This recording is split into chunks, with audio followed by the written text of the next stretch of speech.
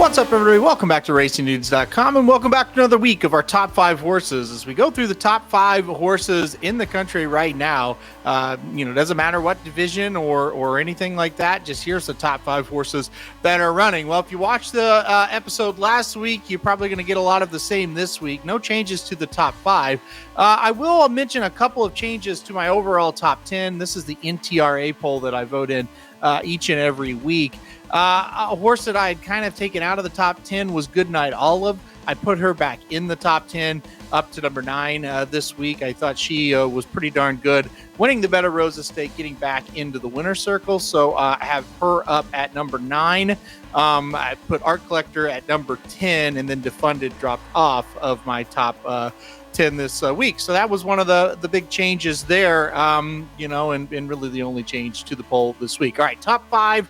We'll go number 5 first. In Italian is who I've got at number 5. Saw some comments last week saying, hey, Caravel should be on this list. I have Caravel at number 6. I debated between these two at 5 and 6, but ended up with In Italian at number 5. Just think she has been completely dominant in 2 starts.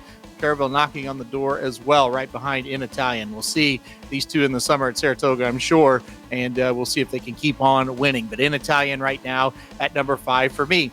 At number 4 is Clairiere. I think she's easily the best older female in the country right now, and just continues to be really solid. With her running style, you always get a little worried. It's always tough to kind of win those races. She has been able to do it here back-to-back times in Grade 1 company, and the last time out, obviously a very impressive performance at Belmont Park in the Ogden Phipps. And those races at Belmont kind of going to lead to our top 4 here, and going on to number 3, up to the mark for me at number 3.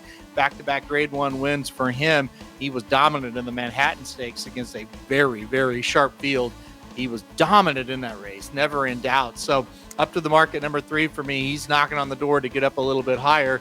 He's another one probably going to see over at Saratoga quite a few times this summer. Number 2 on the list is Elite Power. This sprinter has been fantastic. He went over to Dubai and was able to win. He came back here and absolutely dominated the True North. Broken record. He's another one we're going to see up at Saratoga in races like the Vanderbilt, I'm sure, and the Forgo. Elite Power, very good horse. And actually, he won the Forgo last year, beating Jackie's Warrior, and that was Cody's Wish. As I'm getting ahead of myself, Cody's Wish is who won the Forgo last year. He's number 1 on the list. Cody's Wish. I got my notes there mixed up. He burst onto the scene with a win in the Forgo last year. This year, Saratoga is going to be a little bit different for Cody's Wish, who's number 1 on our list again this week. I'm thinking the Whitney's probably going to be next. They're probably going to try to stretch him out. So where you've got the 2 Belmont horses, Elite Power, who will go to that Vanderbilt in the Forgo and try to do what Cody's Wish did last year, you've got Cody's Wish, who might try to stretch out, will probably try to stretch out, take on a race like the Whitney on the first weekend in August. So these Belmont runners 1-2 on the rankings once again. They've earned it, and we'll see if they can kind of get going and keep that big summer dreams alive for these 2 horses. So in review, number 5 In Italian, number 4 Clairiere, number 3 Up to the Mark, number 2 Elite Power, and number 1 Cody's Wish. So those are the top 5 once again this week. Look, this week coming up, we do have the Ohio Derby. That's going to be the big race of the weekend. That's going to feature the 3-year-olds. You got 2 fills coming back for that race. We'll see. Probably not going to be a top 10 in the country type of horse, but could move up the 3-year-old rankings a little bit with a win. And if you need any of the rankings other than just, hey, here's the top 5 horses running, no matter the division, we have division by division rankings up at RacingDudes.com. You could always check those out and see how those horses are moving within their division. Right now, 2 fills, 5th in the 3-year-old division.